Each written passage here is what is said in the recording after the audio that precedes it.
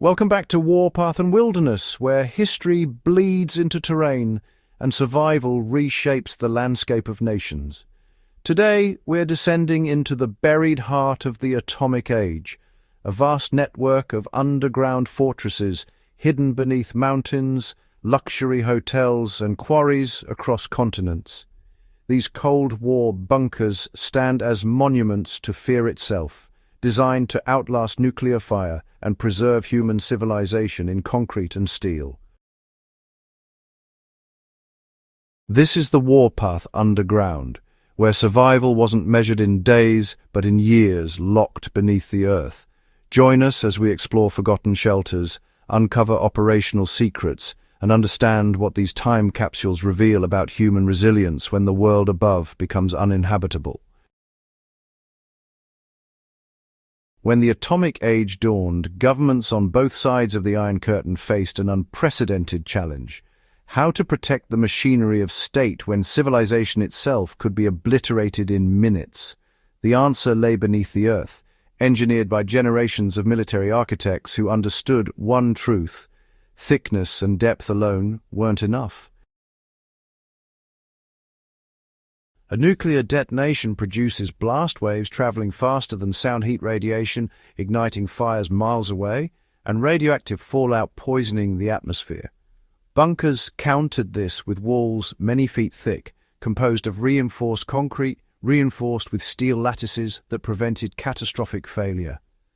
Entrance tunnels incorporated massive blast doors that could seal in seconds, trapping deadly radiation outside while preserving breathable air within.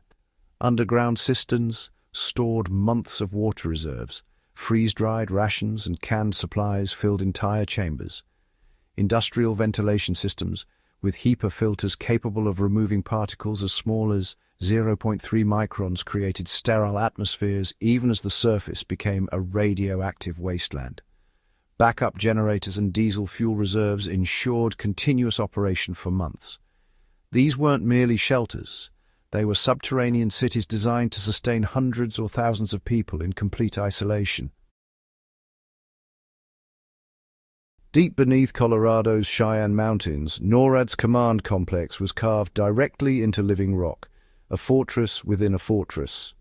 Military officers maintained constant vigilance here, prepared at a moment's notice to recommend responses that could trigger civilization's final chapter. The psychological burden was immense. These soldiers understood they might be among the last people to make decisions before humanity entered its end.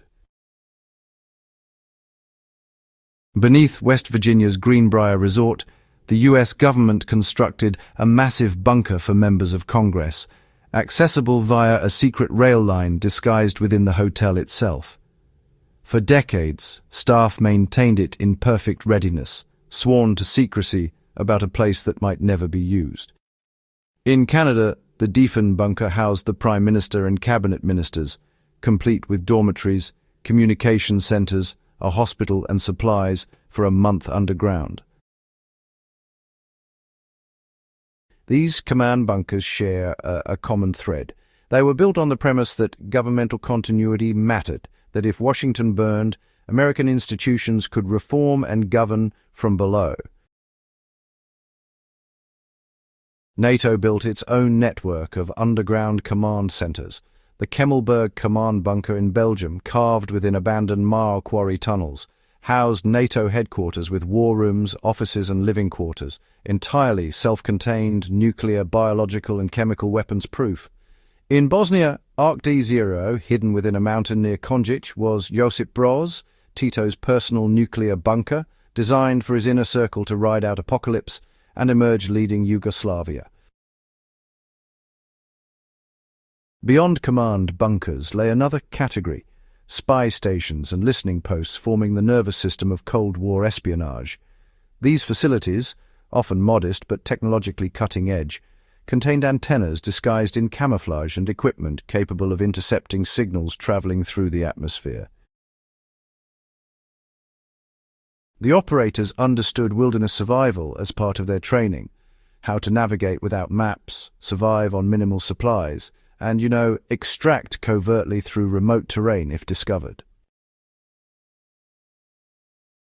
The Cold War bunkers, though never used for their original purpose, encoded profound survival wisdom. True survival planning requires comprehensive infrastructure, with redundancy at every level. If one ventilation system fails, backups activate. If one exit seals, others remain available. Psychological elements matter equally. Recreation, communication, community spaces preserve mental stability in extreme conditions. These bunkers required specialized personnel trained in complex systems, proving that sophisticated survival isn't instinctive, it's learned and practiced. Finally, they teach the primacy of preparation. Take threats seriously enough to genuinely prepare, while hoping never to need those preparations. Standing in the remains of these bunkers, we're confronted with a profound truth. We are fragile yet resilient, capable of imagining catastrophe and building monuments to our determination to endure it. Whether descending into a Cold War shelter or ascending a frozen wilderness, the lesson remains. Survival favors those who prepare, understand their environment, and maintain discipline when circumstances become dire. If you found this exploration compelling, please like, subscribe to Warpath and Wilderness, and share this journey. We'll continue bringing stories where history and survival intersect.